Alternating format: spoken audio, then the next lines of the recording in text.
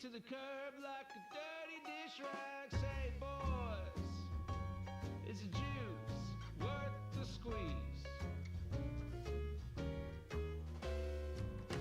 Every night she makes me feel like a king, then treats me like a dog the very next morning. Tell me, boys, what you think? Is the juice worth the squeeze? Every time I see her, I tell myself I'm through,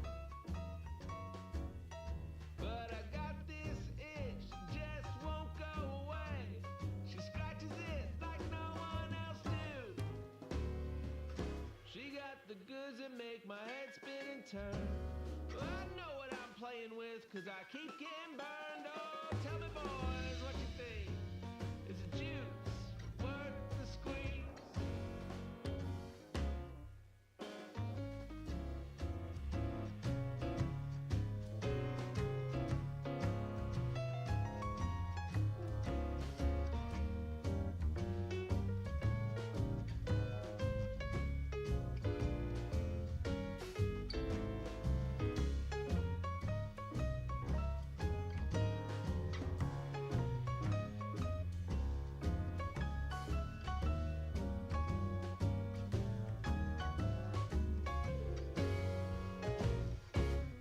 Every time I see her, I swear things gotta change. But no matter how hard I try, I just can't stay away. The question, it's always the same. Is the juice worth the squeeze? Is the juice worth the squeeze? When you get what you want, but not what you need. Is the juice worth the squeeze? When you get what you want, but not what you need. Is the juice worth the squeeze? Hi, everybody. Thank you so much for joining us on day 2 of Coffee with Stan. It was a really, really enlightening, invigorating, and I think optimistic day of conversations with members of the House from all over the country. And today we have an exciting series of conversations starting in just a minute with Representative Andy Kim from New Jersey. We then have Representative Angie Craig and Congresswoman Susan Wild.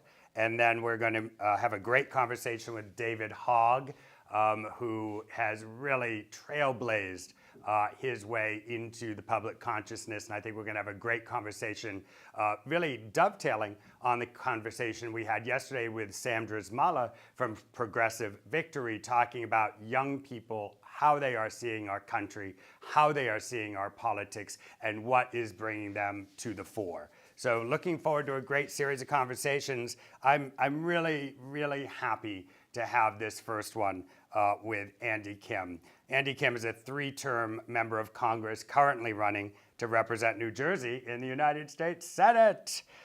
Congressman Andy Kim represents New Jersey's 3rd congressional district currently, which include parts of South and Central Jersey. You know, Andy is the son of Korean immigrants. He went on to become a Rhodes Scholar and a career public servant, working as a diplomat and a civilian advisor to the commanding generals in Afghanistan. He served on the White House National Security Council staff under President Obama, and also, and I think really important to the conversations we've been having, Congressman Kim won a district that voted for Trump and became the first Democrat to be reelected from this district literally since before the Civil War. So the kind of bipartisan approach that hopefully soon-to-be Senator Kim brings to our conversations, I think is just absolutely crucial in this moment where everyone just seems to be screaming at each other from opposite sides of the room, where all the work has to be done in the center of the room. So, Congressman, soon-to-be, hopefully, Senator Kim, welcome to Coffee with Stan. Oh, thanks so much for having me. It's a pleasure to be here with you. Well, the first thing I want to say to you, Congressman, is people are very, very, very fired up about your campaign. and about you stepping in to, I think, move past some of the negativity that's been coming out of some of the corruption charges and all of the rest going on in New Jersey. And I think I'd love to just start with that question, just so we can kind of get it out of the way. You bring such a high level of commitment and integrity to the work that you do. How do you see this moment of you moving forward? You jumped right in early and said, listen, I've listened to an interview of yours and you said, I can't sleep at night thinking about this. I have got to put myself forward. Can you talk a little bit more about that? Yeah, look, I mean, there's no secret that, we live in the time of the greatest amount of distrust in government in modern American history. In my state in New Jersey, 84% of people in New Jersey believe that their politicians are corrupt. That is a devastating number, and that shows you just how unhealthy our democracy is. And so, I'll be honest with you, I was not planning to run for U.S. Senate. I'm a public school kid, a son of immigrants. This is not something I had in the cards. But, we had, a crisis here in New Jersey when our senator at the time last year was indicted, and, a lot of other past challenges when it comes to Jersey politics. And I just got kind of sick of it and just said, look, we need to change course in New Jersey, across this country, to be able to have a politics of integrity, to be able to restore that sense of trust. But it's not going to just happen on its own. So, I decided to step up. And what I'm trying to do is bring about to a new era of politics in New Jersey and hopefully try to restore it around the country too, a politics that is grounded in public service, not in hyperpartisanship, not in the toxicity that we see, not in the transactional natures that leads to and breeds to the corruption that we face. So that's my mission, and that's what I'm trying to do here with this Senate race. Well, and I've had the opportunity in my conversations with you in the past to be there in moments where, as an example, the Congressional Dads Caucus, right? I remember when you were one of the founding members of that and put that together. And what you said at that time was, listen, there is no partisan dad. There are no Republican or Democrat dad roles. It's called dad. Can you tell us what gave you and the others the idea to put that caucus together and how that caucus helps you to move the needle in Congress? Yeah, I mean, look, you're absolutely right. And I think that's what we need to do more of. When you ask me how I won a congressional district Trump won, it's to make sure that we can build a sense of connection to people on foundations and identities that are stronger than politics. Restoring a sense that we're part of something bigger than all of us. We're all Americans. We're all family members and friends, dads, moms, sons, daughters. That connection is stronger than, Republican and Democrat, or at least should be stronger than that. So yes, when I came into Congress, I had a 1-year-old and a 3-year-old. So you can imagine how tough that was. And, there are a couple of us young dads, young moms in Congress, and we started to share tips with one another, how we try to manage it within our own lives. But then we realized, especially during the pandemic, when, so many families were struggling with the lack of childcare, schools, and other things like that, we realized that it's important to have the voice of young parents in the United States Congress that can speak to these issues at a fundamental level about, needing affordable childcare, universal pre-K, about mental health support for our kids and grandkids all over the country, on trying to pass the child tax credit, on which was cut child poverty in half, about food and the fact that we have so many kids in this country that are hungry. Those are the types of things that we're trying to shine a light on, and we think that from that lens of being dads and moms, we can try to break through the partisanship that unfortunately is holding our country back from delivering the kind of services, especially to kids, that just shouldn't be partisan. It shouldn't be controversial to make sure that kids in America are not starving. I mean, you brought up universal pre-K, which is something that I feel so strongly about. I know that you have fought so hard for, but I also know that you've been very involved in the Keep Kids Fed Act, which is, yet again, there's nothing partisan about keeping kids fed, right? That should be a pretty simple concept. Can you tell us more about how that's implemented and how you've seen that affecting people in your district? Yeah, I mean, look, in my congressional district alone, congressional district, 780,000 people, we estimate about 60 to 70,000 people are considered food insecure. And of that, roughly around 16 to 18,000 are kids. And that's just one congressional district out of 435 in the country. It gives you a sense of the magnitude of the challenge that we're facing. We are the richest, most powerful country in the world. This is unfortunately a matter of will rather than a matter of possibility for us to address the needs of kids in particular when it comes to hunger. I right now I'm a second grader and a fourth grader. Going to school. I don't pay a bus fare every single day for them to get onto the bus. We think about it as an essential part of education. So is food. So is addressing the needs of hunger. A student cannot learn if they are hungry. A student cannot thrive if they are not, healthy. And that's something that's not only good for that kid, but it's good for our society. We are stronger as a country when we are a healthier country. And this is something that I hope we can all try to engage on. So I've pushed forward legislation trying to support the ability for us to be able to provide resources and meals and other types of support to hungry kids around our country. And sadly, my efforts have encountered more resistance than I would like. And it just again, boggles my mind, but it just shows the importance of having people in the U.S. House of Representatives and the Senate, that want to make sure that we're looking out for the most vulnerable, especially our kids. 100%. And you started to talk a little bit about healthcare, Congressman, and I know that you've put a lot of your energy into the topic of healthcare. And I was interested in and didn't know that you're the son of a parent who had polio, who then became a scientist seeking cures for cancer and Alzheimer's. So this is very firsthand for you, both on both sides, right? A parent who has an illness and then a parent who is seeking out cures. So I feel it would be really interesting to hear from you. Where are we today on healthcare? You've talked about universal healthcare. Where are we on this trajectory to taking care of the people who live in our country?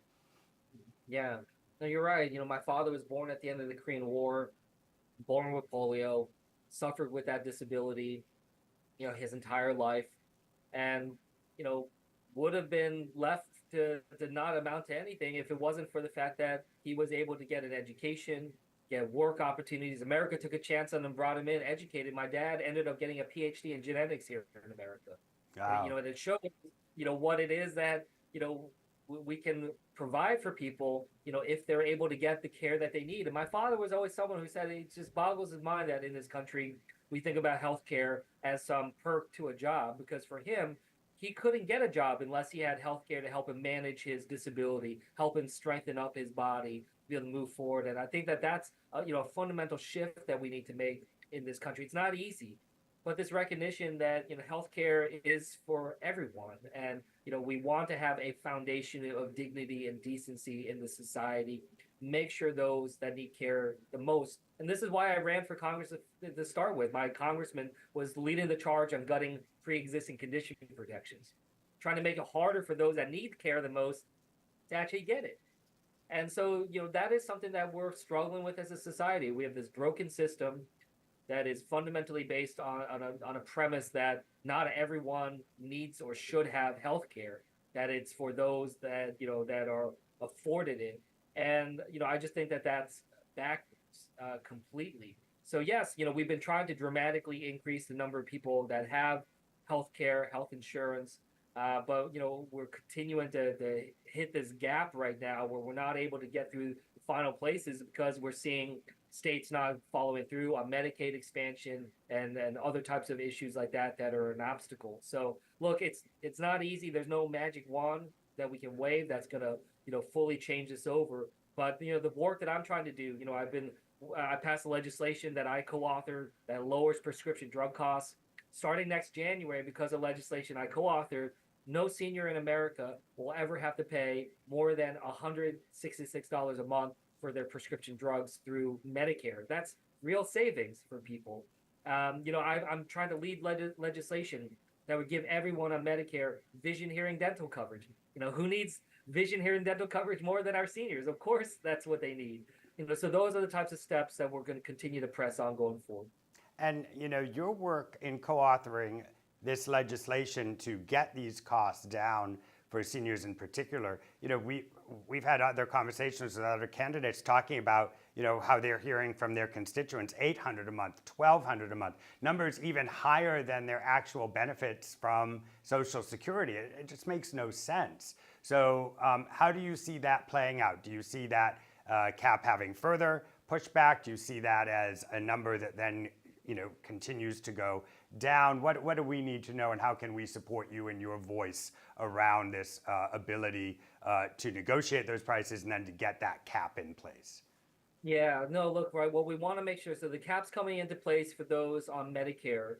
What we also need to do as the next major step is allow Medicare to fully negotiate drug prices of all drugs. We have started that with some of the highest cost drugs that are there. But the fact that Medicare is not able to negotiate drug prices is just a travesty. It shows that, frankly, seniors getting screwed over.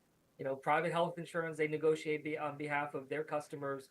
The VA does on behalf of veterans. TRICARE does on behalf of our service members.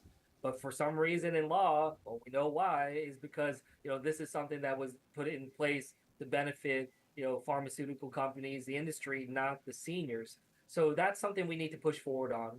But we have to make sure that we're doing this not just for our seniors, but for all Americans in terms of the ability to lower those costs. So yes, we're focused on some of the main drivers right now with Medicare, but we tried to get the $35 cap on insulin for all Americans. That's also something we need to do to move that forward. And I think that'll help us kind of burst through the dam and trying to be able to do this across our entire society. Because people are struggling with high costs, the housing costs and other things. I hear it from people. They're saying it feels like death from a thousand cuts.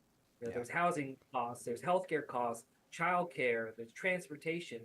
So, if I can relieve some pressure on healthcare, on transportation, and other means, it gives people just a little more breathing space, a little bit more ability to be able to not be filled with that sense of dire anxiety every single day and be able to live a fuller life. And that's what we're trying to do. Well, listen, you jumped right into my second question around, the affordability of life. And this phrase, death by a thousand cuts, I hear that too, right? Whether it's leaving a grocery store and like, what? How much is this grocery bill? Whatever the percent is higher. You're addressing that in multiple ways. We already jumped ahead and talked about the Keep Kids Fed Act. What other programs can you bring us onto the inside of, because you are so active in this topic? We hear a lot about cost cutting at the grocery store by getting rid of price gouging. Is there anything that in particular stands out to you that that you will be fighting for as we support you and ask you to fight for us? Yeah, and first of all, we need to make it more visible. I had a woman that we engaged in here in New Jersey, a senior. She was telling me that she has so much trouble when it comes to her budget that she's been buying one extra large pizza at the beginning of the week and just rations that over the course of 7 days. It just shows you just how terrifying this is for so many people. And again, that's in New Jersey, in the richest, most powerful country in the world. So, for instance, yes, we want to make sure that we're addressing this in terms of the support structures, but I'll just kind of focus on two things, kind of take it in a different direction. About supply, for instance, with housing costs, we got to build more. We need a decade of building. And again, that's not a magic wand we can wave at the federal level. A lot of that requires state and local level, efforts and reforms and engagements. And so that's going to be tough, but we will not get out of this housing crisis until we build more and be able to move in that direction of having that kind of space. When it comes to other efforts that we're struggling with in our society, another key part that isn't often talked about in our politics is about the supply chain. When we think through why it is that cars and appliances and so many things during the pandemic, prices went through the roof, the squeezing people. It's because we didn't have enough semiconductor didn't have enough semiconductor chips that are powering this. Other types of raw materials, lumber for building and other things like that. So I'm trying to lead an effort in Congress to to secure our supply chain. Actions like the Chips and Science Act, that's revitalizing advanced manufacturing back here at home. That's good for our economy, good for our innovation, but it's also good for our supply chain to be able to make sure that we are not as vulnerable to global shocks as we saw, what happens and what that does to spiking prices all across our country. So those are some issues. Again, it's not always front page news. It's not always like the hot topic that's always there. But I hope people see, for me, I try to be strategic, try to think through, what are some places we can really make a difference in and try to zone in on a solution. Well, Congressman, I think the reason we're here to get today and people are going to sit and listen to this conversation, whether they're with us live now or later today or over the next few days, is because everyone views you as exactly that kind of public servant. Someone who is truly in the weeds, looking for a path, trying to find some answers, and not someone who is trying to scare us one way or the other or cajole us without anything behind it. So I just want to say from me to you, thank you so much for everything you do for our country. I think it will be a massive benefit to the United States Senate to have you there with a seat representing not just New Jersey, but the entire country. I hope that everyone who's watching, not everyone can donate, but if you can, you just click right through, click an amount. I used my Apple Pay. It's a 3-click process. If you can do it, please do it for the congressman. If you can volunteer, then go to his website. There's all kinds of volunteer opportunities over these last 10, 12 days. Maybe that's what you can do. And if at the very least, all you can do is share our conversation with the people that you know, both digitally and in person. Let's just spread the word and make sure that Andy Kim is the next senator from the state of New Jersey. From me to you, thank you so much for a solid, clean, optimistic conversation. It always is with you. And I will look forward to congratulating you, knock on wood, after this election. Yeah, no, thank you. I appreciate it. This year's 50 years since my parents immigrated from South Korea to the United States, and we feel humbled that we might be able to celebrate this 50-year anniversary by me becoming a U.S. Senator, the first Korean American ever, the first Asian American in the Senate from the East Coast. But I just hope people see in me that kind of next generation of leadership that we so badly need in this country to move us into this next era, to try to move past this brokenness and toxicity that we've seen with Trump and so many other challenges that we face, and that we can move forward. So thank you for this great conversation. For folks that want to go to my website, it's andykim.com. But I appreciate it so much, everybody, as we go into the final stretch. I want to make sure we can land this plane and get across as strong as possible, and hopefully I'll be able to do a lot of good in the U.S. Senate. Well, you are going to do amazing work. Thank you so much. We're going to meet at 12:30 in just a few minutes with Representative Angie Craig. So I'm going to say goodbye to you, Congressman, and look forward to my conversation with Representative Craig in just a couple of minutes. See you soon. Thanks. Thank you.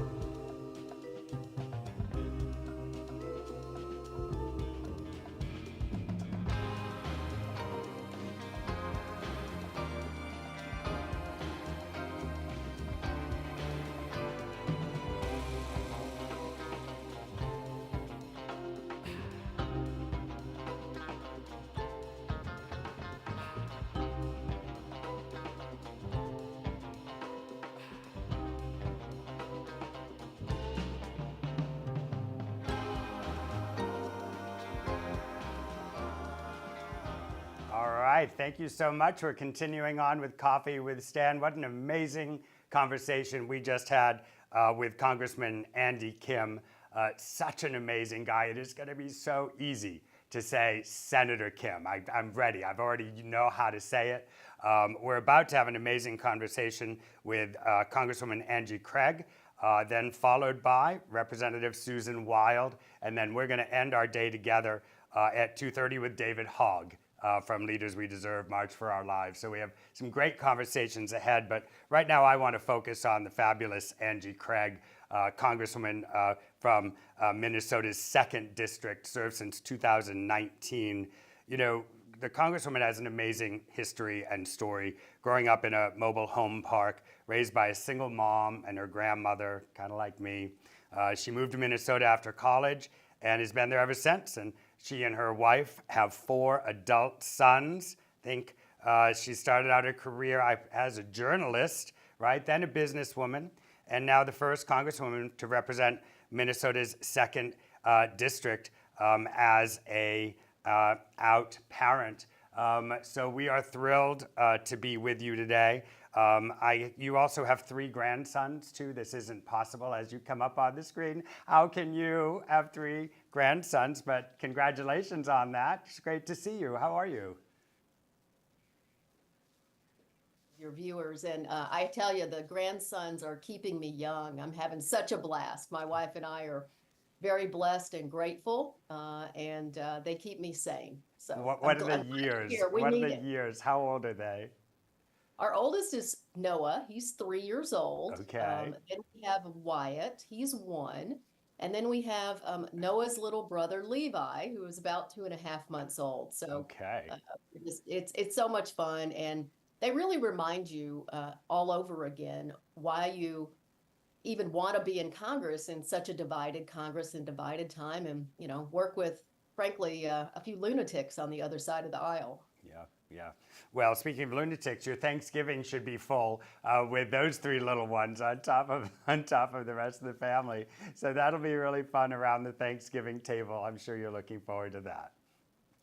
I want to jump in because as I researched you and have spoken with you before, I really am so impressed with how specific the work and advocacy is that you do. And I wanted to start out with the way that you've approached investing in rural America and to represent your district. The idea that you're getting into writing the bill to allow year-round sales of E15 fuel and getting it passed through the House for the first time. For all of us who are not as familiar with that, can you dive into what was needed to be done, why it was your voice that got it passed, and how this affects the people in your district? Well, Stan, thank you. This is an area that I think not enough Democrats are focused on, and that's making sure that you spend time in rural communities where you have the honor and privilege to represent them.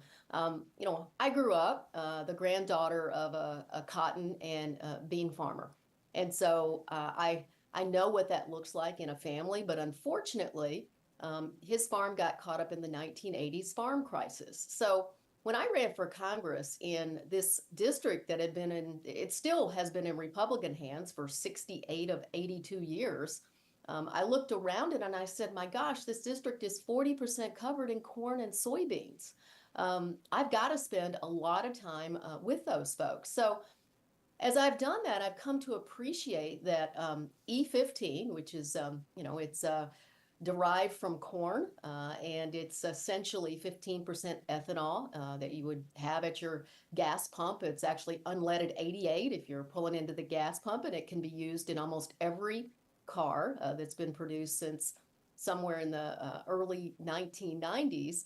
It's actually about 40 cents cheaper per gallon than regular gasoline, and it's a renewable fuel element. So it was a no-brainer to me that I would champion this issue. And as you said, it was a Democrat who, for the first time in America's history, got year-round sales of E15 across the finish line in the U.S. House of Representatives. And this is indicative of kind of the work that I do. I dive into each of my communities. I understand their concerns, and then I really do try on a policy basis to work to help them and to help them grow from an economic perspective. And oh, by the way, I'm going to say this now, sustainable aviation fuel, which is going to be made of renewable fuels as well, is going to help us decarbonize the aviation sector. It's a huge new opportunity. You see a lot of investment in it, and it will help us keep our family farmers busy and also help us to address climate change. When you talk about, just to stay in this for a moment deeper, on this E15 fuel, what was the pushback? What was on the other side, or was it just no one had taken a common sense approach to it, so it just wasn't brought forward? Did you have to go up against anything in terms of a perception? Yeah, I think it's interesting because data from 40 years ago was not as positive as the new data, as these ethanol producers have been able to change the way that they blend these fuels. It's much more environmentally friendly. But I will say to you, this isn't exactly a Republican Democratic issue. It's more of the oil refineries would rather just, have crude oil rather than blend renewable liquid fuels in that oil. So it ends up being a little bit of a battle. Texas Democrats voted against the bill, for example, because they're, home to all of the oil down in Texas. So it's one of those areas where you got to understand where your allies are. Of course, I worked very closely with a guy named Dusty Johnson in South Dakota, who's a Republican. And of course, we have aligned priorities because it matters to our shared constituency in these rural communities. The other area is just on broadband. This has been an area where Democrats have really moved the investment into rural broadband in the last several years with the bipartisan infrastructure bill. And this is an area that I've been so pleased to be able to bring home to counties like LeSueur County and my congressional district. And, you're not going to win these rural communities in your reelection as a Democrat. But you know what? You do better than most Democrats if you show up and you listen and you let them know that you care about them. And that's what we've always tried to do since I've represented this district. It's interesting. I think now the third person that we're talking to on this series who has brought up Dusty Johnson, and he must be acting across the aisle more than most people talk about. So I think good on him for at least putting his people first, at least on some topics like the topic that you described. I think it's hard to have any conversation today without talking about lowering costs for working families. And I know this is a big part of your platform, a big part of your work, leading the effort to pass the Lower Food and Fuel Costs Act, a bipartisan package of bills lowering costs. Can you talk to us about what some of the pieces of that are and how you came about being one of the backers of that? Well, at the end of the day, year-round E15 found its moment in time because it's costs less money at the gas pump. And, as I travel this congressional district even today, it's not unusual for it to be 30 to 40 cents cheaper a gallon. And so even when you have a good policy, sometimes you have to wait for the right moment. And in terms of lowering fuel costs, the day that I heard Nancy Pelosi say the word ethanol 3 times in the same day, I knew we were onto something and that the bill was gaining momentum. Lowering cost is a big issue, as my constituents have faced inflation. I've said through this whole election season, this is no time to take a victory lap. Yes, interest rates are coming down. The economy is showing some good overall signals, but as long as folks come to the grocery store twice a week and have to pay $7-8 a pound for a pound of hamburger meat, people are not going to be happy about what's happening from an average household spending perspective. So these are the kinds of things that I've tried to identify, from lowering cost. There is something to this point of corporations have had record high profits. At the same time, the prices have continued to remain high, and I'd like to see a lot more transparency.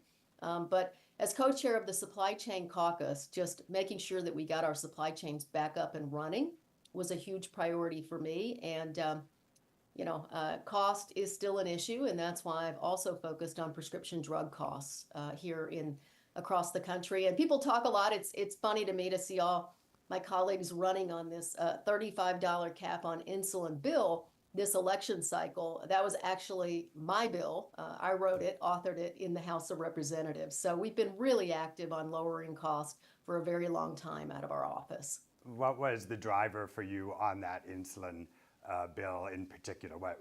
How did that get to your attention in a personal way?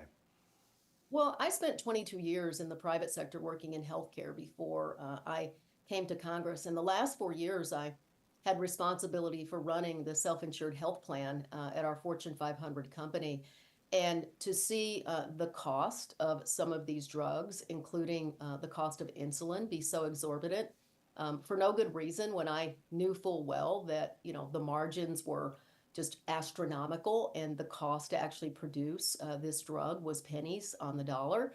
That really opened my eyes when I had to run the health plan to just the cost of specialty drugs, the cost of compound drugs, and that we have to do something about the cost of drugs in our country. I'd love to jump, if it's all right with you, over to the environment. Again, you continue to introduce and co-sponsor bills, and one of those gives local communities the funding they need in order to address runoff pollution, which is enhanced by rapidly melting snow and rain. So how have you identified this issue, and how are you dealing with it through some of this legislation? Well, this is a really important point because, if you think about it, Minnesota is the land of lakes. And I've got the Mississippi River and the Minnesota River right here in my congressional district. We border Wisconsin a little bit. And 40% of my land is covered in corn and soybeans, which means if you're going to address these water runoff issues into our lakes and our streams and our rivers, you're going to have to partner with your local farmers in order to make sure that we're making that happen. That caught my attention in my first term in Congress. I've been on the Agriculture Committee for all three of the terms that I've served here in Congress. And in my first term, I introduced something called the Local Water Protection Act. President Trump was president at the time.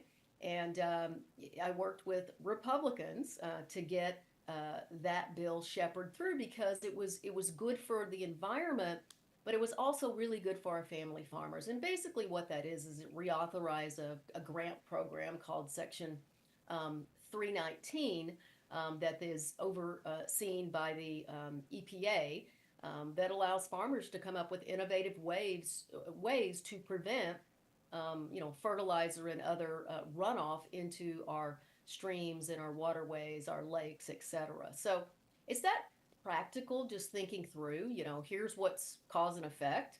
And what I found is that, the family farmers in my congressional district, there's no one who cares more about the soil, about dirt, about the land than these individuals. And so if you listen to them, listen to what they need, you can achieve the goal of helping them be even better stewards of our environment. And that's exactly what that bill did. And I was proud to have that bill signed into law by President Trump. Congratulations on that. Again, it just feels like another example of you going, past the front line, behind the line, and into the information and bringing some intelligence to it so that it can be solved. So thank you for that. I wanted to jump. We've talked about energy and the economy a bit, but I did have another question there, which connects the climate change with local economies. The energy sector as a whole has regained 71% of the jobs lost due to the pandemic in 2020. How does that affect your district? Have you seen that same rebound, or are there some differences there that you want to talk to us about? Well, look, all I will say is that, there is a huge potential for job growth and for economic development through the energy sector. It's important, I think, that we think strategically about a well-rounded, all of the above energy strategy, including the types of biofuels, liquid fuels that I talked about previously. And we've got to utilize those resources responsibly. I was very proud, and we get our opponents running against us on it all the time. But the Inflation Reduction Act was the largest investment in renewable energy ever in America's history. And I just think that specifically in providing billions of federal funding for public infrastructure, the semiconductor and the energy investments right here in Minnesota is just a huge, huge investment that it's going to take a long time. We're going to see those investments coming to fruition for a very long time into the future. When you make these level of investments, you don't get just a 2-year return in the next election cycle. And I think that is what I'm most proud of with the Inflation Reduction Act is for a change. We passed a bill that is really strategic in its long-term impact, both in economic growth and development and job creation, and just making sure that great projects in Minnesota like the Heartland Hub, which is providing the ag sector with some decarbonization efforts, are on the right track. And we still need to solve some issues like transmission issues with some of the investments that we've made, and permitting issues with some of the investments that we've made. But Stan, I think many of these investments are on the right track. Well, and to pull out another co-sponsored piece of legislation, the Bipartisan Energy Innovation and Carbon Dividend Act, which I know you started to talk about a little bit earlier, which will reduce our nation's carbon emissions and bring technological innovation and millions of new jobs. Again, another massive piece of legislation. Can you tell us a few more details about that? Well, and it's really the only bipartisan bill that you see in the U.S. Congress. There's a conservative arm of the folks here in Minnesota that support the carbon fee and dividend proposal. Basically, it would put a fee on those who are the polluters out there and pay a dividend to households to make sure that your energy costs don't go up as we're transitioning to this new less carbon emitting future of ours. And like I said, it's an interesting concept. And there is a group in Minnesota called Citizens Climate Lobby, and they have sort of call it a Democratic arm and a conservative arm. And it's the one idea that it seems like both parties, at least some people in both parties who will consent that climate change exists, is something that we can agree on. And why? I mean, we know why it's important as Democrats. The way that I talk about it, though, across my congressional district, because it's the most evenly divided congressional district in America, is I talk a lot about the impacts of extreme weather. Of course, we're seeing this on the East Coast in Florida and North Carolina with the massive hurricanes. But, a few months ago, Minnesota, in my district specifically, many towns in my district, were completely flooded, and now we're in a drought condition. So we're seeing these floods and droughts and just the inability to predict, and that's going to affect, our growing season here in Minnesota as we move forward. So if we don't make the investments now, the extreme climate events that we're seeing are only going to worsen. Well, you talk about your district being, one of the most, if not the most evenly divided. And I think it's your pragmatic approach to problem solving that has you now representing your district for 3 terms on to hopefully your 4th term. I'm sure your 4th term, knocking on wood.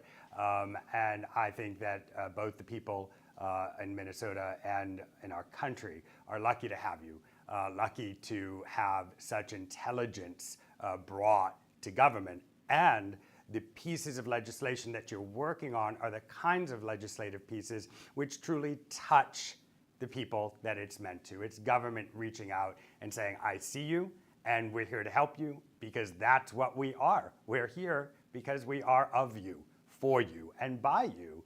And you are one of the best, I think, examples of that in the United States Congress. I am very, very happy to put a hand in the air and say, please support Congresswoman Angie Craig.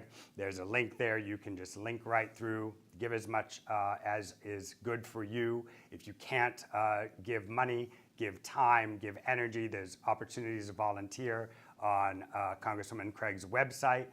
And of course, you can share our conversation digitally. And that way your friends can listen to what is this kind of a conversation, which leaves me with a sense of hope. Leaves me with a sense of, you know, it was really loud a few hours ago listening to television. I am so glad to have this kind of heart-to-heart with you. I'm sorry I will not be part of your Thanksgiving dinner, but I'll be thinking of you on Thanksgiving Day with the 3 grandsons hooping it up. I'm sure it's going to be fantastic. Well, I'll be chasing a 3-year-old, I'm sure. So thank you, right. Stan, for having me, and I'm grateful for this series.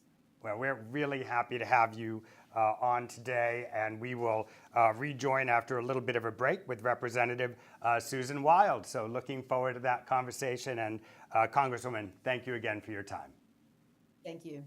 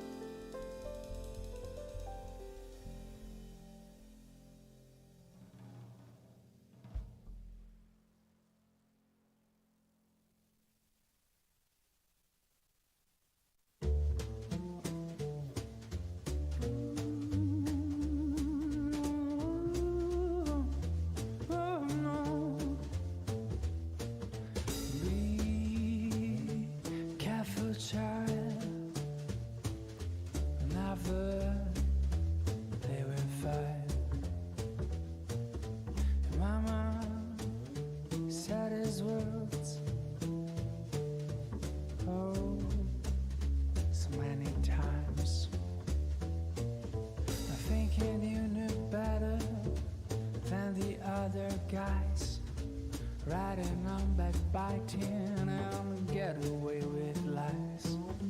No matter what it takes, who is gonna cry? The only thing that matters is you get what you decide.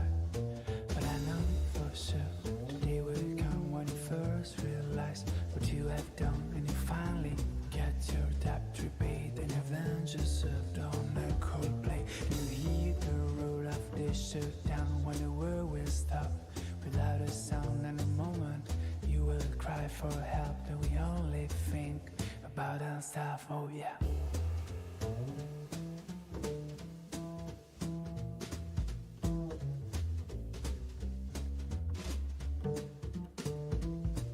The first time that I met you, I thought it looked so sweet. I stood around for the hills, beating a retreat. And when I heard you talking with that alluring sound, should I recall the sirens and how that things went down? Living on the trenches, looking for a way to escape. You always cut me down like a dreamer's with the grapes. But never mind how I tried to leave you behind. I kept falling in your net.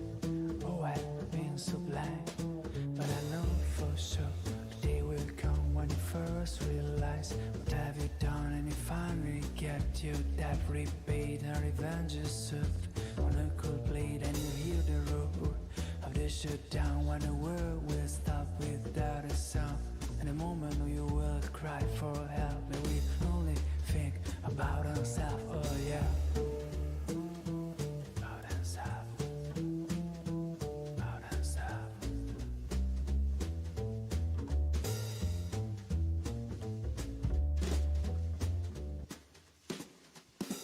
But I know for sure the day will come when you first realize what you have done, and you finally get your debt repaid and revenge is served on a cold plate. Oh yeah,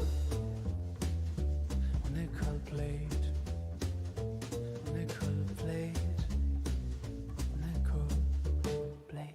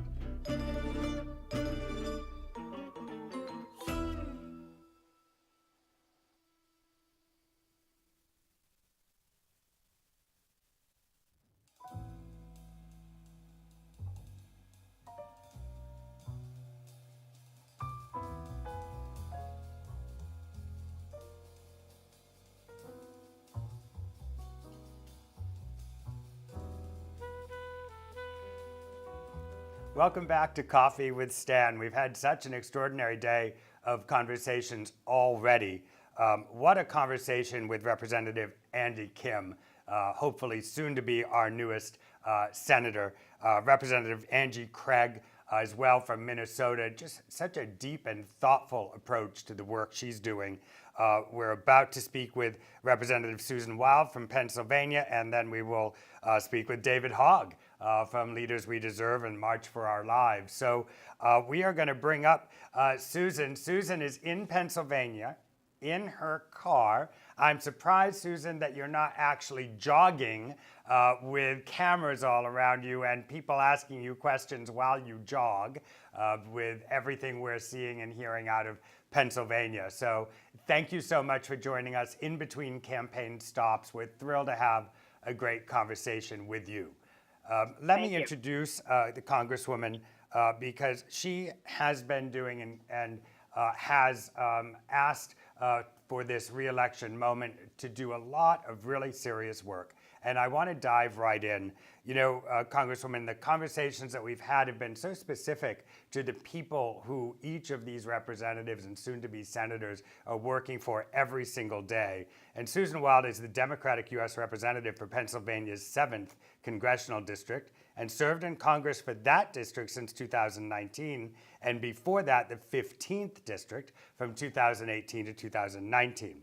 She grew up in an Air Force family moving across the United States for the majority of her childhood, and she says Lehigh Valley is the only place she's ever called home since she moved here and started her family over 30 years ago. So I'm thrilled to welcome you to Coffee with Stan and to let our viewers get to know you a little bit better. How are you holding up there, you and your steering wheel? Thank you, Stan. Sorry about the steering wheel. I just want to assure everybody that's listening or watching that I am parked, so I'm not moving in my vehicle, but such is the life of somebody who is less than 2 weeks out from Election Day in a very competitive district, but at the same time doing my official side work. That's actually what I've been doing today, is going from official stop to official stop, not even campaign yet. Not even between campaign stops. You're actually doing your job, and now you're campaigning for a minute with us. Okay. Exactly. Right. I wouldn't be surprised, Congresswoman, if many of the people that will listen are also in their cars driving home later today, so they won't know the difference, and that's fine too. You know, I wanted to start right at the top because you have been so involved in education.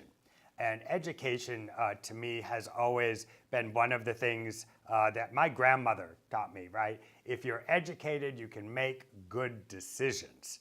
And your focus on education, I thought, is very, very strong, and I'd love for you to talk a little bit about it. I know that you've sponsored a bipartisan bill, the Schools Preventing Hunger in At-Risk Kids Act, and we've talked about that with a couple of our other guests. Can you tell us in particular about this act that you co-sponsored? I think this ability to have nutrition in schools is so critical. Can you give us a little bit of color from the work you've done on that? I'd be happy to, and thank you for the question. I've been on the Education Committee since I got to Congress and have seen a lot, and I will tell you that I am a staunch believer that a quality public education is one of the greatest things that we can provide in this country. And just by way of perspective, I want people to think about the fact that there are countries where some people, particularly women, aren't even allowed to be educated. And the one thing they want more than anything is to get an education. And so I don't think we value it nearly enough. And I will tell you that this issue of hungry children came to my attention really long ago, before I ever came to Congress. I went to public schools my whole life. My two children were brought up in K-12 public schools, and I never really thought about the issue of hunger in the classroom until I was volunteering at my kids' school in elementary school, and I actually one day was volunteering in the cafeteria, and realized that there was at that point, there was a separate line for the kids who were getting reduced or free lunches.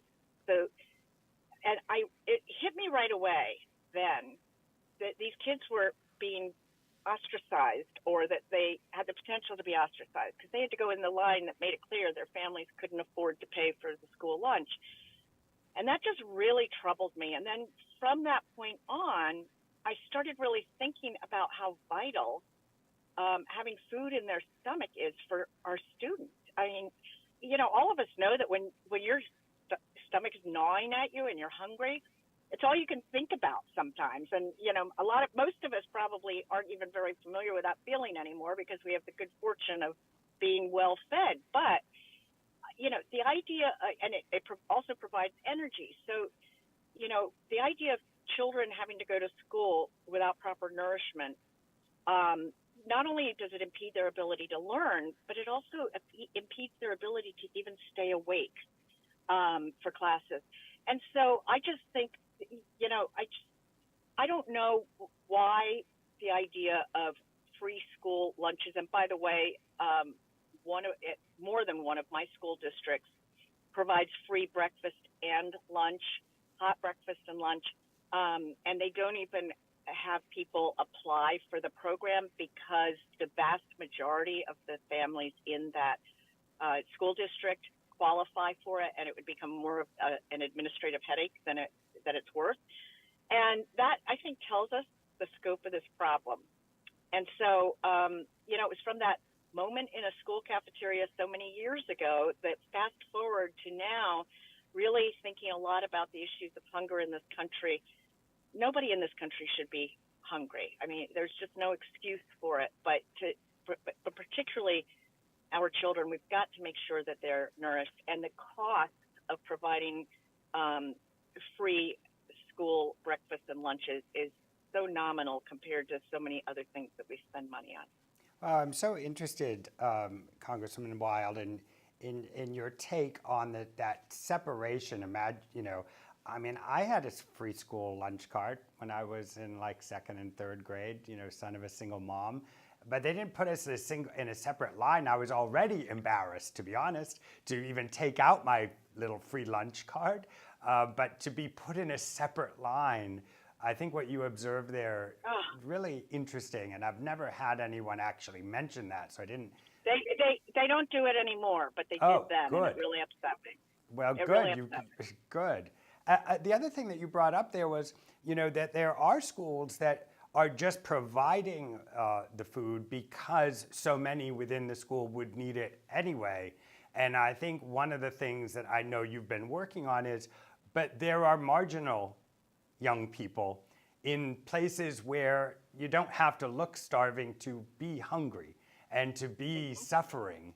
And I think that the work you've been doing, in particular on that act, helps to make sure that there are not sort of these hidden hungers, right? These quiet sufferings. So thank you so much for your work on that. Can I ask you a little bit of a follow-up? You mentioned your children in public school, K through 12. And I know it was everyone's hope during the Build Back Better bill that the provisions for federally mandated and funded preschool and 2 years of community college would have made it through. And I remember being back in Washington in 2022, really pushing for that right before they stripped it from the Build Back Better bill. Do you, as an insider, can you bring us behind the scenes? Is there more energy around you for pre-K? That K through 12, that kindergarten guarantee, that started in the 70s, right? Before that, it had to be locally available, not federally mandated and funded. Is there more energy? Are we getting closer to federal pre-K, do you think? Well, it'll never be federal pre-K, and I'm only because it will always be something administered through states, but it will require federal resources to do it. And we know that some states already have universal pre-K. Yes. And that generally means that kids are starting their education at about age 3. And I have to tell you, as somebody who I've worked my entire adult life, and my children went to preschool that we paid for, and then when they were ready for kindergarten, the schools around us didn't have full day kindergarten yet, only half day. They do now all have full day, thank goodness. And so we ended up having to pay to send our children to full day kindergarten because of our work schedules. But it was probably the best thing we ever did for our kids, because when they got to first grade, what we heard, and there was this whole group of kids who went from this full day kindergarten program to the same public school, and the teacher that welcomed them in made a point of letting us know that they were so far ahead of the rest of the kids who were entering first grade who had not had the benefit of that. And so I don't think people realize how much of a person's knowledge base and their intelligence can be formed at these very early ages. Pre-K is just as vital, if not more vital, than full day kindergarten. And the answer to your question, I'm happy to say, is that there is great movement towards universal pre-K, assuming that Democrats take back the House majority. There is a bicameral bill, meaning House and Senate bill, called the Child Care for Working Families Act. I actually have trended away from using the term daycare or child care, because I think early childhood education is really how we should be characterizing it. But the Child Care for Working Families Act includes provisions that would incorporate universal pre-K, and I think it would be a game changer for the kids, obviously, and their futures. But it would also be a huge game changer for working families. The cost of childcare these days is, you know, if it's a child that has to go to full day childcare because they're not yet school age, parents are telling me that their childcare costs as much as their rent or mortgage. If they are a couple that happens to have student loans, then they've got that third, piece. And those are probably their three most expensive items in their family budget. Imagine if at age 3, children were going to a safe, secure, well-equipped preschool, and it was becoming part of that public education system. It not only would benefit our children and by the way, I think it benefits our country as a whole when we are investing in education. I hope that's clear from my comments. But it also helps people who want to work. And by the way, all of these employers who have been saying to me since before COVID, we need more people in the workforce. So all the way around, it would be a win-win, I think, in this country. You asked me about community colleges, and if you don't mind, I'm just going to address that for a second. Please. We have 2 outstanding community colleges in my district. 2 of the 14 in Pennsylvania are in my district. And I will tell you, I didn't know that much about community colleges until I became a member of Congress, and then started visiting these schools and really learning about them. And I wish I had known more. When my kids were in high school and kids were in my house every minute of the day, I wish I had known more about the community colleges to steer a lot of their classmates. In fact, probably one of my children should have been steered towards community college, at least initially. It's such a great opportunity for people who aren't quite sure what they want to be when they grow up, so to speak, but know that they know they want a higher education. And we know that every year of higher education that you have increases your lifetime earning potential significantly. And so we've really got to support our community colleges. And our 2 community colleges tend to be, they're very responsive to our local employers. When our local utility company needed more linemen or line people, they incorporated a program to train people to do this line work. And it was very fast. You can't do that at a 4-year school. Right. And it was really quite amazing for me to learn about. And I want to see us really support our community colleges. Well, thank you. When we do take back the House, I hope that this will all come back from that Build Back Better bill, and that we work on both that pre-K early childhood education, did I get it right? Yes. And then the community college. You started to touch on the workforce itself, so that'll lead me to my next question, because Not only are you in a car in between all of the work that you're doing for your district, but you're nonstop writing and co-writing and co-sponsoring bills. And one of the co-sponsored acts was the Raise the Wage Act. And I wanted to take a moment with you to hear a little bit more about that. Well, it's interesting. When I first started running in 2018, we were all running on a platform of increasing the minimum wage to $15 per hour. Here I sit in Pennsylvania, where our minimum wage is still $7.25 an hour, which is what the federal minimum wage is. And you don't have to do the math to realize that that does not support a person, even working 50 hours a week. So we really do need to make sure that people are being paid fairly, being paid living wages, and that they are given the opportunity to get raises and promotions and that kind of thing. Let me just say this about minimum wage.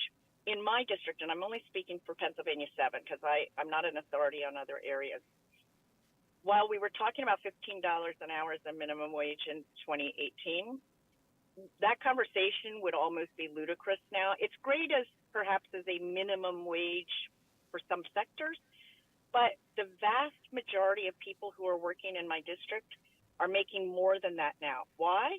Because a number of industries moved in and there's a competition for workers, and as a result, wages have gone up. Now, some of that happened because of warehouses coming into the district. Amazon came in, and I'll never forget, they were paying $20 an hour right from the get-go, and local employers were very upset because they were very worried about losing employees to the Amazon warehouse.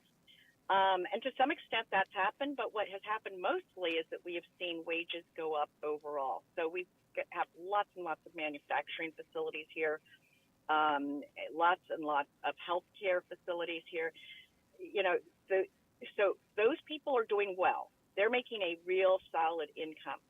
The problem is that if you're not in one of those two industries, if you're in fast food, if you're waiting tables, if you are working in sanitation, chances are you are still very much a victim of whatever the minimum wage might be.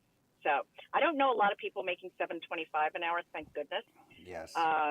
That multiplied out over a course of a year puts you way below the federal poverty level, and you could be working full time and be way below the federal poverty level, and that to me is just outrageous. If you'll allow me, I want to jump over to healthcare. I think one of the ways that many Americans may have known you is you were so brave to take the House floor and talk about how suicide has impacted you and your family, and by not going silent, by speaking that out.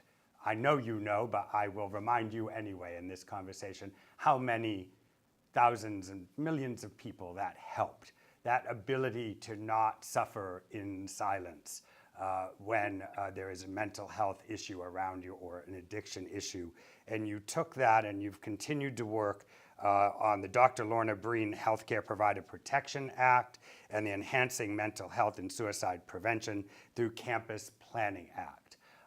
I thought I would bring both of those up and ask you to comment on one or both in terms of your Thank work you. on those and how they are affecting people. Well, the one thing we know for sure is that mental health issues affect every corner of our country. It is not a partisan thing. It's not even an economic issue. It's not a demographic issue. We know there are some sectors where suicide in particular is more prevalent. Farmers, which a lot of people don't know, have a very high rate of suicide. But in general, mental health issues short of suicide affect every sector. And so, when in 2019, my partner died in May of 2019, 5 months into my term in Congress, and died by suicide. I learned very quickly that he was in a demographic of people who were the fastest growing segment of society to have suicide as an issue. And it was white men over the age of 60. And, that just kind of blew my mind because I don't think any of us really ever would think of that as, and that was back in 2019. Right now, my biggest concern is that the fastest growing segment that seems to be affected by suicide are children and adolescents. And that's a huge, huge concern that we have to address. So I did speak out on the House floor about a month after my partner died. It was partly done as therapy for me. It wasn't as, some people retreat and, want to be quiet. I guess I gave the eulogy at both of my parents' funerals. I find comfort in speaking and talking. And so in part it was that. And it was also intended to be just discussion to tell my colleagues what was going on in my life, so that if I seemed like I wasn't quite all there, they would understand why. And what I didn't really expect it to be the kind of thing that was going to become this national conversation based on my speech, and it did. Within hours, my speech had gone viral on Twitter. I was getting phone calls. My office was getting phone calls from around the country from people who were so happy that I had brought it out of the shadows. Since that time, I think it may be the single most momentous thing I've done in Congress, because I hear from people over and over and over again who feel safe to come talk to me about something in their family, their children, their spouses, whatever. And just being able to reduce that stigma and have people talk about it is so important. So the Lorna Breen Act came about because I was approached by one of these families. Lorna Breen was an emergency room physician, director of an emergency room in New York City at the peak of COVID, when on the national news, we were seeing refrigerated trucks being pulled up in front of hospitals and used as morgues. That's how many people were dying. And I know you have to think about it, but if you think back, you'll remember that. Yes. And so Lorna was working nonstop and was terribly, terribly stressed out. And healthcare was a very stressful profession to be in at that point in time. And she went for one weekend and saw her sister and told her sister that she was really struggling. And her sister tried to get her to get some mental health care. And Lorna's response was, I can't. I might lose my staff privileges. I would lose my ability to practice medicine if they knew that I was seeking mental health care. And unfortunately, very soon thereafter, Lorna died by suicide. Her family came to me. We crafted the Lorna Breen Act, which provides for increased mental health awareness, training, and resources in every healthcare facility, and not just for doctors, for everybody up and down the food chain. And it's been reauthorized. It was fully authorized. By the way, it went through on a very bipartisan basis. I don't know if it was unanimous or not. Then it went to the Senate, passed very quickly, was signed into law by President Biden in almost record time, which was amazing. And then it's since been reauthorized. So it's a really important bill. Congratulations on bringing that up. I'm getting given a 1-minute signal, and I can't help but, first of all, thank you for that. But I wanted to ask you one question, if you can give me a 15-second answer. I understand that your dad was, I might get it wrong. Your dad was ultra conservative and your mom was ultra liberal. So you grew up in the country we are all living in your home, right? You grew up with two opinions. I grew up in a very bipartisan household, but it was not a household that's reflective of where we are now, because as I often tell people, my parents were able to coexist amicably. Well, they fought about things, but not about politics. It was amazing. And yes, my father was very conservative. He was a Republican. My mother was a very liberal Democrat. How did they do it? What's the 10-second advice? What was it?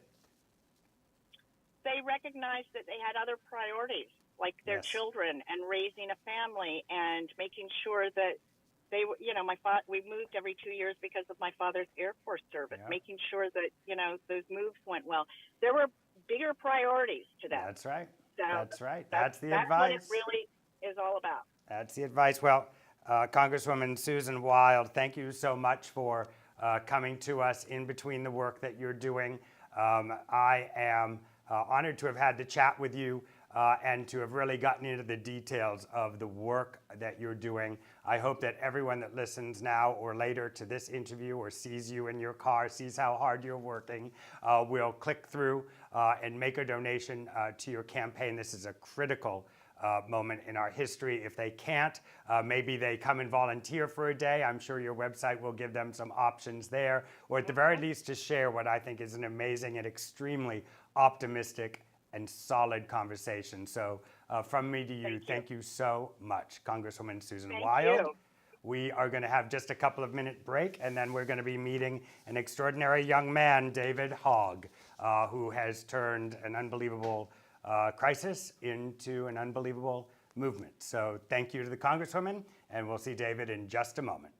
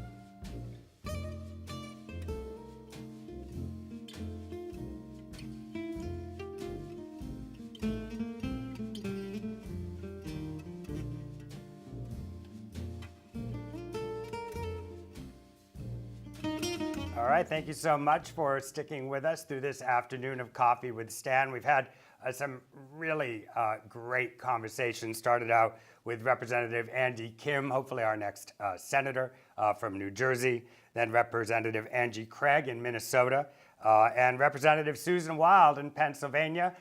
She was so busy she took that interview from her car because to be a politician in Pennsylvania today is to be at the epicenter of an unbelievable national and really international race. And now it gives me a lot of pleasure to introduce David Hogg, the co-founder and president of the Leaders We Deserve PAC. David is an American activist. We are seeing David on Bill Maher. He's on The Daily Show tonight. He has really found a way to amplify his voice in gun advocacy. And of course, following the 2018 Parkland shooting at Marjorie Stoneman Douglas High School, where he survived a tragic mass shooting. His prominence, I remember this, the March for Our Lives movement, one of the largest youth-led campaigns in U.S. history, advocating for gun reform. Born on April 12th, 2000. You know, anyone born in the 2000s, we get to say their birth date. If they're born before that, we don't do that, David. But because it's a 2000 birth date, we're going to say it. You've been an activist. You took a year before going to college and fought hard for a gun control measure in the 2018 midterms. And then off to Harvard you went in 2019, graduated in 23. Congratulations. And now co-founder of Leaders We Deserve, which is really what we're all here to hear much more about today and how we can help you to help us by bringing young leaders into our conversation. So David, welcome to Coffee with Stan. I'm thrilled to have this conversation with you. Thrilled to be here, Stan. Thank you so much for having me. Yeah. So I just want to start right at the very beginning because there's a few areas of our world that have affected you that are affecting all of us. And I'd like to start with the medium that we all share, which is information age. All of us on our phones, following the clicks, clicking, following, being fed information. And you have yourself been the victim of disinformation. You've personally experienced, what it is to actually have the internet turn on you as a human being, right? Calling you out as an actor, and just absolute misinformation, lies. You've spent a good part of these past few years calling this out. What have you learned about this after it happened to you? What do you know about this kind of misinformation that's going on every single day? Really that it's a way of distracting from our main message that we had as young people after Parkland to say that the adults need to do their job and protect the young people from gun violence, right? And what I didn't realize for a long time when I was thinking about why all these conspiracies happened is the reason why they were promoted so much by the likes of Alex Jones, the NRA, and so many others, is because they know that the voice of young people is so compelling and powerful that they can't say you can't, talk about this after there's been a shooting, because their number one strategy is to say you can't talk about this because you're politicizing tragedy, right? And when there's a group, those very students that went through that shooting are saying you need to do something, what you have to do is come up with such a ridiculous and insane smear campaign that smear campaign of those young people becomes the story and drowns out the voice of those actual young people in the first place so that people don't hear it. And what I've learned too is that the internet has commodified these lies in a way that has really not been possible at this scale ever before, where we're able to commodify hatred so much through what I call the outrage and hatred industrial complex in these social media algorithms that spread so much just blatant lies about us so that people like Alex Jones can sell more health supplements and these social media companies can make billions while not being, held accountable for the spreading of these total and false lies that not only are defamatory to me and my classmates, but also are threatening and have resulted in death threats that I've gotten, that my family's gotten, that my own mother has gotten. So frustrating that having gone through one tragedy, up comes something you could never would have, I'm sure, imagined. Having gone through this and having had this activism part of you, David, are there solutions? Are there things that you've heard, good ideas that would help to disenfranchise this kind of lying disinformation streaming that's going on? What are some of the things that you've heard that would help? Well, I think one, making sure that these tech companies can't continue to profit off of spreading, things as blatantly wrong and false as people saying the shooting at my school didn't happen, where they're able to be held, liable for platforming individuals like Alex Jones in the first place. I think that's one step, but it's also it goes beyond just what I have my own, limited expertise in, because this is a whole new frontier that we're dealing with technology that needs to be reined in. And there is a ton more work that needs to be done out there, but it's also complicated because how do you, for example, we obviously know somebody saying that the shooting at my high school didn't happen. That's just a blatant lie. But as you get further and further down the line, when it gets into the political discourse and how to define certain things, statistics, for example, and other things like that, how do you end up defining what truth is a lot of the time? And that can get into a really dangerous area where one person's truth is not the same as another person's. And we obviously don't want that. So I don't know what the full answer is, to be honest with you, but I know enough to admit when I don't know what the answer is, but that we certainly need one, and we need people that are a lot smarter than me and more experienced with technology to be the ones working on that.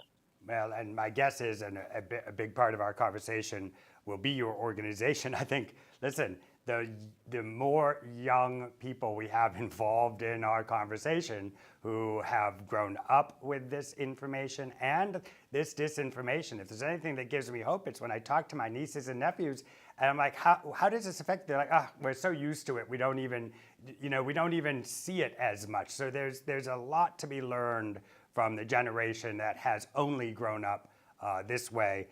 But before we dive into where you are now in your organization now, can you bring us back to how it was that you were able to create such a massive impact with so many young people? I know we all remember that day with young students marching out of their schools, right, and saying, "We have had it. We've had it." How did you? Can you bring us behind the scenes a little bit? That was such a massive accomplishment that you and those around you were able to put that together. How did you do it? The way that we were able to do it was having an incredibly talented and passionate and righteously indignant group of a couple dozen young people that came together on a friend of ours' living room floor and started organizing the March for Our Lives, where we grew up watching things like Columbine and things like Sandy Hook, especially. I mean, I was born a year after Columbine happened, actually, but we've grown up with these school shootings. And I think for the first time when Parkland happened, it was one of the first instances where this generation that has grown up in the wake of these shootings being so normalized, unfortunately, that we finally were able to speak out. And I think what helped with that was our incredible public education and the privilege that we had going to one of the best public schools in our state, whether that was through the debate team or our TV production program, or our drama program. The students were well equipped by our public education to know how to communicate. And I think us immediately mobilizing after the shooting, not waiting for the talking heads on CNN to get the airtime they always get and all these other people to debate it endlessly over and over again, but instead getting those young people out in front of the media as soon as possible after the shooting to make sure that our voices didn't get drowned out by all the usual suspects that are on TV after these instances. And instead, we were able to tell our own stories, what helped to make it different in the first place. And what's interesting that I've thought about too is why those conspiracy theories happened is also because we were so compelling. I look back at the videos of myself when I was 17 and my classmates when we were speaking out, and I think, wow, it's crazy that we were 17 or 16 or 15 or 14 years old when we were saying that.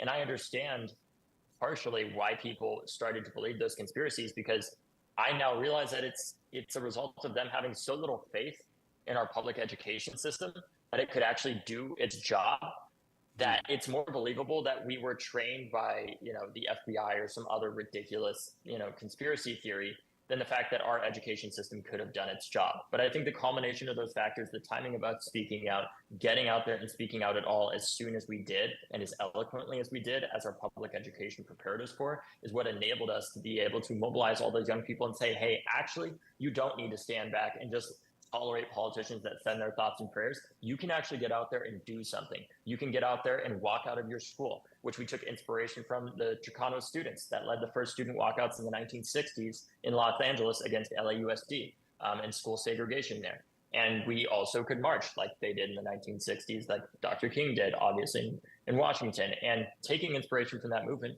we showed young people that you don't need to listen to the bullshit answers that these politicians give you over and over again. Because if we don't have a government that's willing to change our gun laws to protect us, we're going to change who's in government.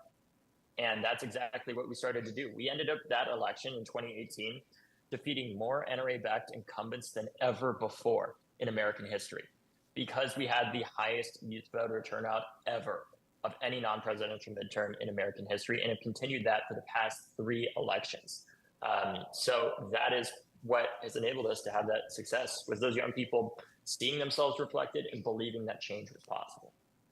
That's a perfect spot to jump into your organization, Leaders We Deserve.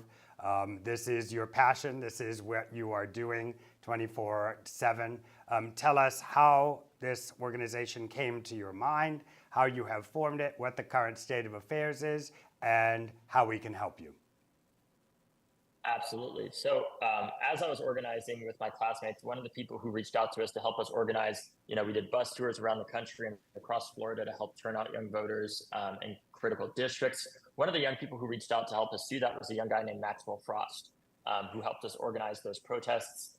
And after I took my gap year, as you mentioned, I was in my freshman year of college, and I was really struggling, not only with my PTSD because of going to school for the first time since the shooting, really, but also taking my full immersion Spanish class because I'm dyslexic and I really struggled with that. And I remember calling up Maxwell and saying, hey, I need to take a step back from March for Our Lives so I can focus on graduating college.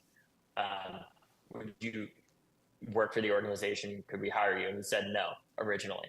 And then I think I flunked my Spanish test the next day, and I called him up and I said, Maxwell, you don't understand. I got full immersion Spanish and I'm dyslexic. I need to pass this class to graduate. I need you to take this job. And he said yes. And he ended up being our main organizing director for March for Our Lives, helping to organize our protests, our lobbying at state legislatures and Congress to help pass gun laws. And a few years later, he calls me up and he says, David, I have good news and bad news. The good news is I'm running for Congress, but the bad news is I have to leave March for Our Lives. And I said, Maxwell, it's okay. I passed my Spanish class. And my second question to him, second thing that I said to him was, you're 24 years old, right? You have to be 25 to be elected to Congress. And he said, yes, I'll be old enough by the time I'm elected. And I said, great, I'll support you. So Maxwell is running against in a huge uphill battle. He doesn't come from a wealthy family.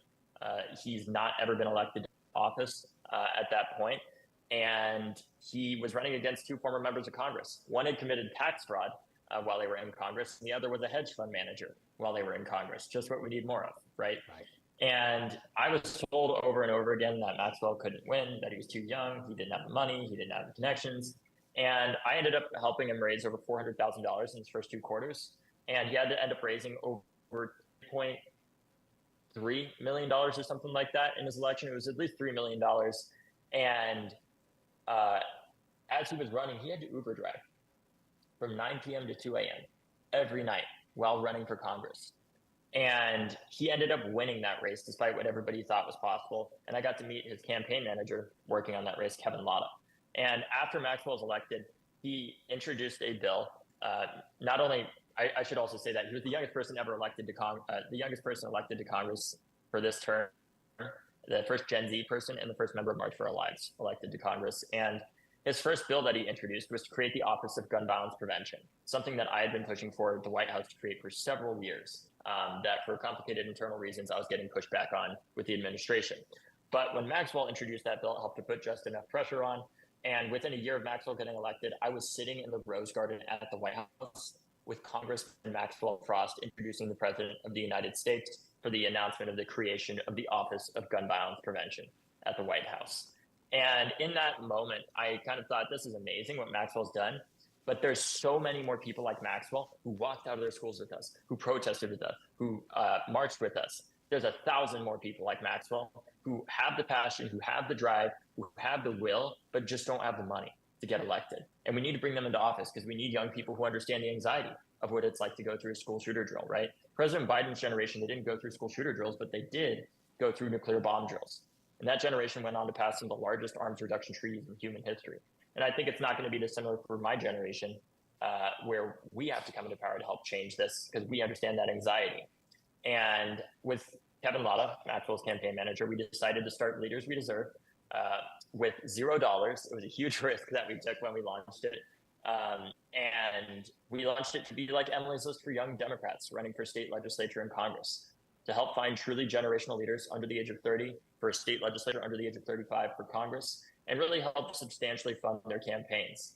When we launched, like I said, we had $0, and thankfully, because of thousands of grassroots supporters, within our first 72 hours, we raised over $1 million. Wow. And in the time since, in the past 14 months, we are now already on track to elect the youngest. We elected the youngest person in our first win, the youngest person since Thomas Jefferson, to the Virginia state legislature, who secured Democrats a one-seat majority with 800 votes that he won by. His name's Darius Clark. And I got to see him kill a bill to arm teachers on the spot in the firearms committee that he became the head of. And he passed a gun safety bill to offer tax credits for gun safes and gun locks, which is great because it's hard to pass gun laws in a state where there's a Republican governor, but even the Republican governor signed that into law. So that's what we're doing around the country. And leading into this election, we have several dozen great candidates we're supporting in red and purple states around the country, from Texas to Florida to Pennsylvania to North Carolina to Arizona, and tons of others. And the great thing about us is our candidates, they don't take corporate money. We don't take corporate money either. And the vast majority of the money that we're raising, we're on track to raise about $12 million this election cycle, all to support incredible young candidates. Of that 12 million, about 10 million will come from people that gave less than $1,000 to the organization. We now have over 130,000 individual donors that make our work possible. So if people would like to support us in that, they can go to leaderswedeserve.com. Wow, that is amazing what you have built. So that leads me to the most obvious question, probably of all, is what's next for you? Have you looked at the idea of serving publicly? Do you feel that you'll stay in this idea of supporting masses of public servants? What do we see for you in the future? I think right now I'm really focused on what we're doing with Leaders We Deserve. I love the team that we've built with Sarah. And right now we have a team of 4 people, actually, because we've intentionally kept our overhead very low because it's very expensive to help young people run for office, because we help fund their mail, their digital programs, their polling, tons of stuff like that. And what I realized, back when I was 18 years old, I said I wanted to run for Congress when I was 25. And in the time since, I realized that even if I was to run for Congress, the amount of money that I would have to raise for myself and the amount of money that Republicans would raise off of me being in Congress, they would raise 3 or 4 times more money than I ever could wish to, because they would spread so much fear about me taking people's guns, weaponizing that disinformation, like you mentioned earlier. What this is, what I see it as, is kind of asymmetrical warfare, where I'm able to raise money and help not just be 1 vote, but help elect, people that can be 30 votes around the country, that can work in Texas, that can work in Florida, that can work in Pennsylvania, and all over the place, and in Congress, the people like the amazing soon-to-be Congresswoman Sarah McBride, who will be the first transgender member of Congress ever. That was our first endorsed member of Congress that we've supported. And right now, that's a lot better for the movement, because I'm not here just for a title. I'm not here because I want to be called congressman or anything like that. I'm here because I want to end gun violence. And the best way for me to do that right now is to help bring my generation into power, to help lead the fight against gun violence, but also to lead the fight against the hopelessness and apathy that I perceive to be the greatest threat to American democracy, which is, it can sound weird to say that, but I really believe it, because that is the thing that empowers people like Donald Trump. It's the people that I've knocked on the doors of around the country that say, it's great that you're supporting those candidates, but I I just don't think that everything's so broken, it's never going to get better. The problem is that cynicism is a self-fulfilling prophecy. And I know that it's possible to change that because I saw it myself. When I was in Houston, Texas, a few months back, I was knocking on doors. I was supposed to knock on the door of this 6-year-old woman named Lisa. But it ended up being a 20-year-old guy named Kai that answered the door. And Kai was shirtless and he had damning headphones on when he answered the door. And he says to me, "Stop." And I say, "Hey, have you heard about our candidate? Her name's Molly Cook. She's a staunch abortion rights advocate, an ER nurse, gun safety supporter. Are you planning on voting in this election?" He said, "That's cool that she supports all that, but like, what corporations fund her campaign?" That was his first question. And I got to say none, because leaders we deserve endorse candidates don't take that money. And I got to see his face shift from one of suspicion and distrust to one of excitement. And he had never voted in a state primary before. And I said, "Is there anything else you care about?" And he said, "Yeah, there's a few issues I'd like to ask Molly about." And I said, "Well, if you give me your phone number and you take your gaming headphones off, you'll get a call from Molly in the next 30 minutes or the campaign." And he did. And I texted him the day after the election. I said, "Hey, did you get a chance to vote?" He said, "Yes, I did. Thank you so much. It was my first state primary I'd ever voted in." And I said, "Well, thank you, because you were Molly Cook's 62nd vote. She won by 62 votes in that election. We gave her $300,000 as well. She became the youngest state senator in Texas and the first ever openly LGBT person in the state Senate ever in Texas. And she defeated a conservative Democrat that had voted to arm teachers previously. And not only voted to arm teachers, mind you, again, a Democrat that had voted for that, but voted to give them $25,000 for being armed. And now, because of Molly Cook, she is in that position instead of her opponent. And by 62 votes, 61 plus this story, that one knock on the door. So I actually have some pretty good news for you. I agree with you on the question of hopelessness, but I actually know what the antidote is to hopelessness. And it's you. Thank you. I think I'm one part of it. It's what you're expressing. It's being you. So from me to you as a human being to another human being, don't let that shine go away. Whether you run for Congress or you do what you described, which is, I'm going to play a 3D chess game here, great, then good. Run for president when you can. But don't ever let what you've just expressed to us in just 25 short minutes, which is the absolute opposite of hopelessness. It's absolute hope and inspiration and belief that, you know what, we're all going to be okay. And you are a living, breathing example of that. I am honored to be a small part of bringing your voice out to more people. You are obviously figuring out how to do that on your own. I hope that those listening to us now and later on in their cars driving home will go on and make a donation, no matter the amount, to Leaders We Deserve, or simply learn about one of your candidates and then go knock on doors for them. If every one of those knocks could work, right? Whatever it may be. But David Hogg, you are the real deal, my friend. And thank you for being you. Thank you, Stan. All right. Thanks a lot. We are out for Let Coffee with Stan for the rest of today. David, you were our final guest of the day, but we had an amazing day, and I look forward to continuing the conversation. Thank you so much. What have you done and you finally get your debt repaid and revenge is served on a cold blade, and you hear the roar of the shutdown when the world will stop without a sound. And the moment you will cry for help, and we only think about ourselves. Oh yeah, about ourselves, about ourselves.